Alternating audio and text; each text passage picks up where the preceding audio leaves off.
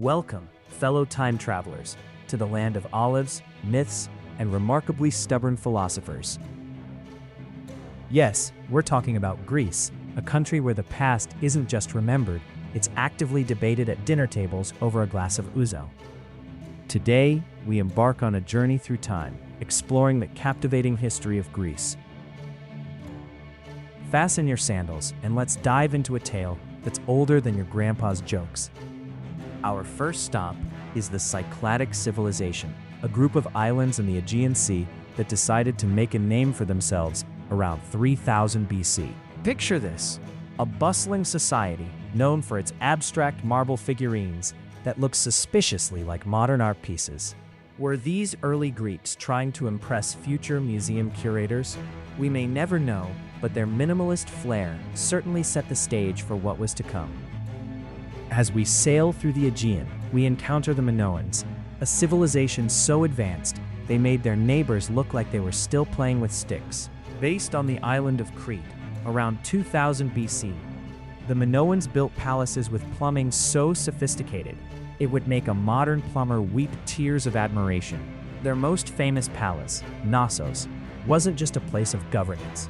It was a labyrinthine wonder filled with vibrant frescoes depicting everything from bull-leaping sports to, well, more bulls. If you're sensing a theme here, you're right. The Minoans had a bit of a bull obsession. But wait, what's that sound? It's the thunderous arrival of the Mycenaeans, a group of warriors who stormed onto the scene around 1600 BC. Known for their imposing fortresses and tales of heroes like Agamemnon, the Mycenaeans were the kind of people who probably wore sunglasses indoors just to look cool. Their script, Linear B, is one of the earliest forms of Greek writing, but sadly, it reads more like a grocery list than epic poetry. Still, these mighty warriors laid the foundations for the legends that would follow. And then, just as our story started picking up steam, everything went curiously quiet.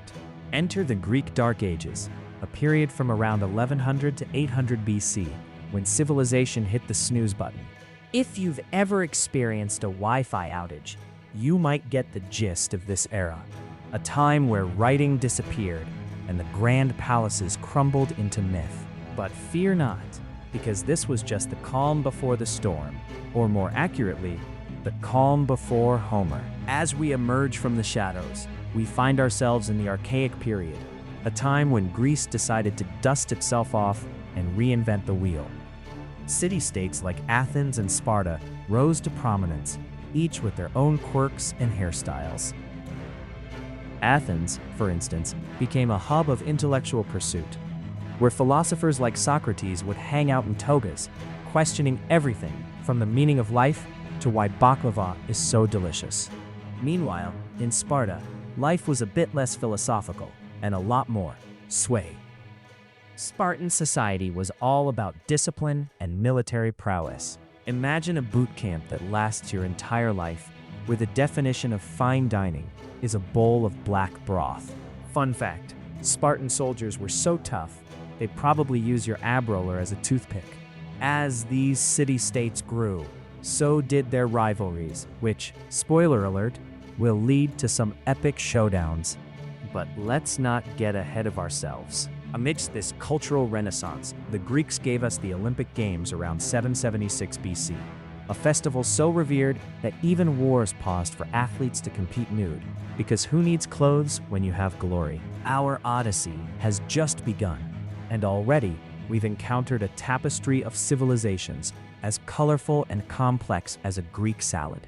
From the enigmatic Minoans to the rigorous Spartans, the stage is set for the emergence of an era that will redefine art, philosophy, and politics. But before we leap into this golden age, there's more intrigue to unfold. So stay with us as we unravel the threads of history in a land where gods once walked among mortals. As we stride further into the heart of Greek history, the Archaic Period blossoms into the Classical Era, a time so influential that its echoes can still be heard in our modern world.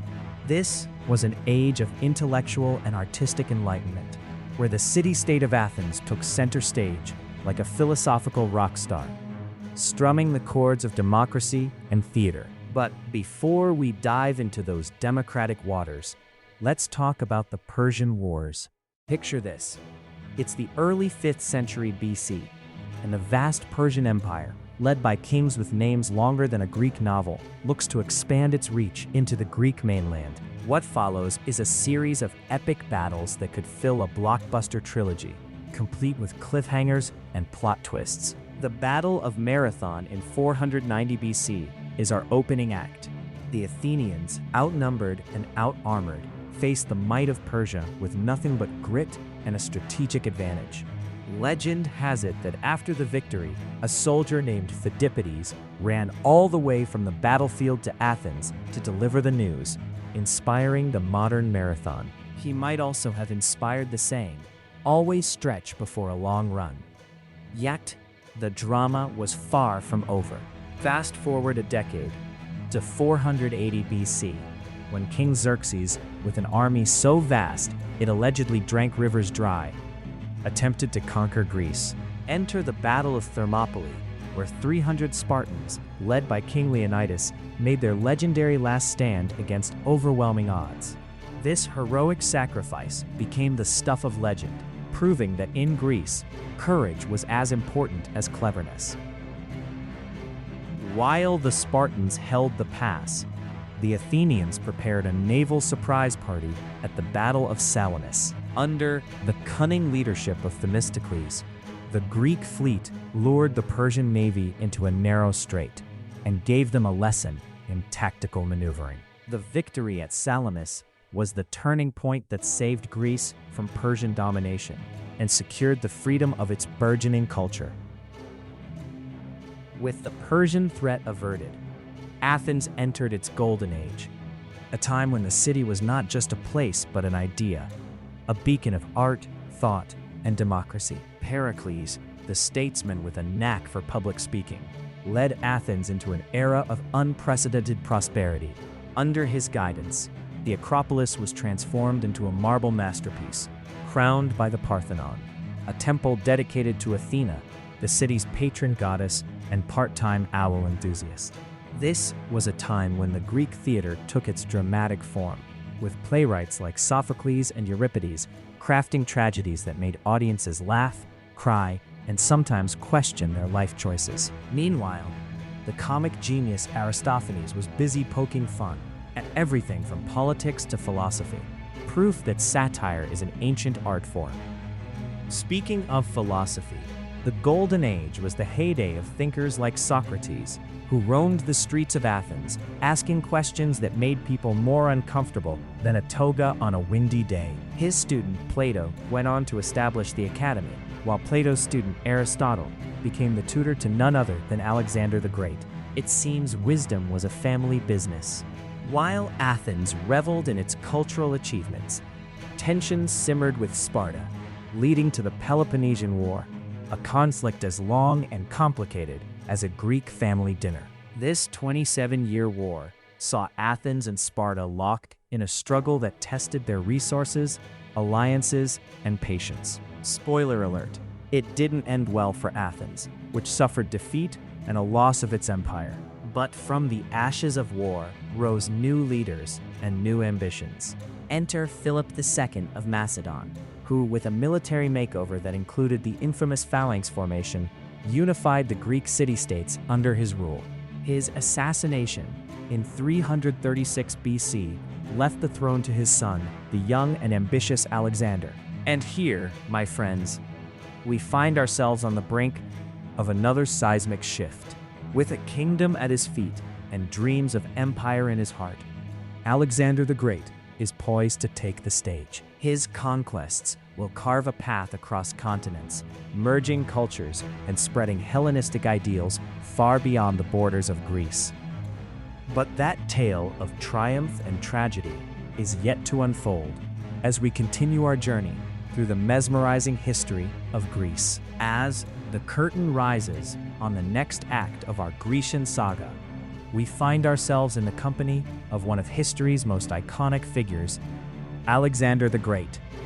Born in 356 BC in the royal city of Pella, Alexander was a student of Aristotle, which essentially meant he had a PhD in being brilliant before he even got his first sword. With an education that combined philosophy and warfare, Alexander was poised to leave an indelible mark on the world. Upon ascending to the Macedonian throne at the tender age of 20, following his father Philip II's untimely death, Alexander set out to fulfill his father's vision of expanding the Macedonian Empire. But Alexander wasn't just interested in expanding his territory. He wanted to spread Hellenistic culture, a fusion of Greek, Persian, Egyptian, and Indian cultures that would forever alter the landscape of the ancient world.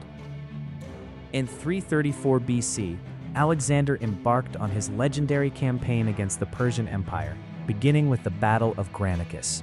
With strategic brilliance and a bit of youthful bravado, he defeated the forces of the Persian satraps.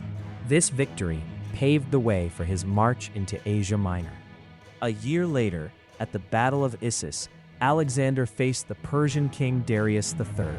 Armed with tactical genius and possibly the world's first motivational playlist, Alexander's forces triumphed.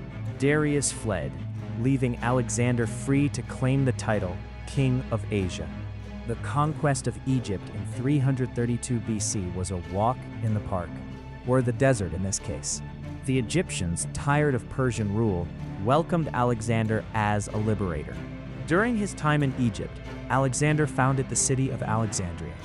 Alexandria would become a beacon of learning and culture, home to the legendary Library of Alexandria. But Alexander's ambitions didn't stop there. He marched into the heart of Persia, capturing Babylon, Susa, and Persepolis. The burning of Persepolis symbolized the end of Persian dominance. By 327 BC, Alexander set his sights on India. He faced the formidable King Porus at the Battle of the Hydaspes. Despite fierce resistance, Alexander emerged victorious. The battle took its toll on his weary army. His soldiers, longing for home, compelled him to turn back. Alexander's return to Babylon in 323 BC was met with plans for further expansion. At the age of 32, Alexander fell ill and died. His sudden departure left a power vacuum among his generals, the Diadochi. The Hellenistic kingdoms spread Greek culture across 3 continents. Despite fragmentation, the Hellenistic period saw advancements in science, philosophy, and the arts. In Alexandria, scholars like Euclid and Archimedes made groundbreaking contributions. The philosopher Epicurus pondered the nature of happiness and atoms. The Stoics, led by Zeno of Citium, taught about virtue and harmony with nature. As the Hellenistic world thrived, Rome began its ascent. Rome gradually absorbed the Greek city-states into its expanding empire. But even as Greece came under Roman rule, its cultural legacy endured. Roman art, architecture, and literature were deeply influenced by Greek models. The Greek language remained a lingua franca of the educated throughout the Roman Empire. Fast forward to the Byzantine Empire, where Greece once again played a pivotal role. Byzantium, with its capital at Constantinople, became a center of Orthodox Christianity. It was a preserver of Greek and Roman knowledge through turbulent times. The legacy of ancient Greece emphasized reason, democracy, and the pursuit of knowledge. These ideals continued to inspire generations long after the last marble column had crumbled. Today, the echoes of ancient Greece resonate in our modern world. From the democratic ideals that shape our governments to the philosophical questions that challenge our minds. As we close this chapter on the history of Greece, we remember a land where myth and reality intertwined, leaving a legacy that time cannot erase. Greece, forever a muse for the ages.